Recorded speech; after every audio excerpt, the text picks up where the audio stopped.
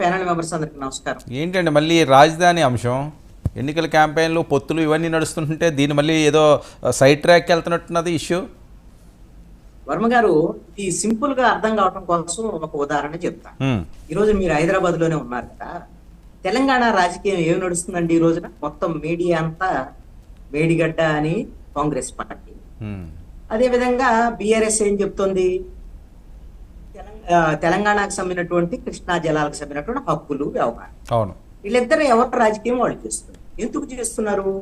ఇప్పుడు లోక్సభ ఈ లోక్సభ ఎన్నికల్లో తెలంగాణ ప్రజల కోసం మా పార్టీ పనిచేస్తున్నట్టు మా పార్టీ పనిచేస్తుందని ఎన్నికల రాజకీయం చేయడం సర్వసాధారణమైనటువంటి విషయం. మన ఆంధ్రప్రదేశ్ లో అక్కడ లోక్సభ ఎన్నికలే ఉన్నాయి, ఇక్కడ అసెంబ్లీ ఉన్నాయి, అదే విధంగా లోక్సభ రెండు ఉన్నాయి కదా.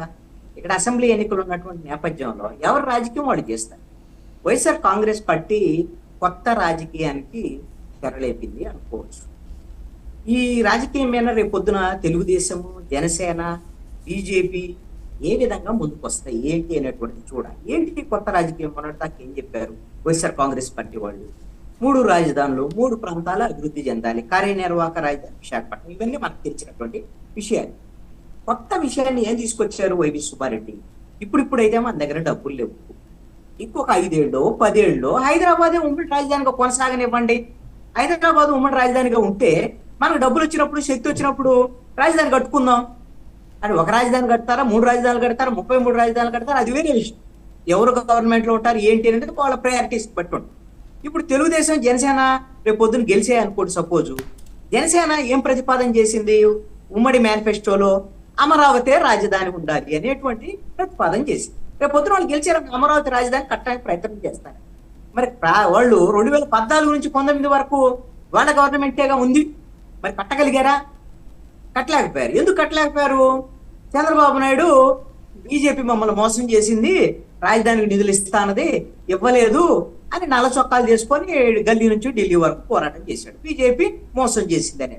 బీజేపీ సహకరించకుండా, కేంద్ర ప్రభుత్వం సహకరించకుండా అమరావతి రాజధాని కాదు కదా, ఏ రాజధాని కట్టలేదు. అంటే రాజధాని బిల్డింగ్లు నిర్మించేవు అంటున్నారు కదా, దాన్ని ఎక్స్టెండ్ చేయాల్సిన అవసరం ఉంది, కట్టించలేదు అన్నది కాదు కదా. ఇప్పుడు కట్టించకపోతే అసెంబ్లీ సెషన్స్ ఎక్కడ జరుగుతున్నాయి, సీఎంకి ఎక్కడ ఉన్నారని కదా వీళ్ళు పదే మాట్లాడేది. ఇప్పుడు అంతటితో మనకు సరిపోయిద్దా? ఇంకా రాజధాని ఓకే అంటే కదా, అదే దాన్ని ఎక్స్పాండ్ చేసుకుని వెళ్ళాల్సి ఉంది.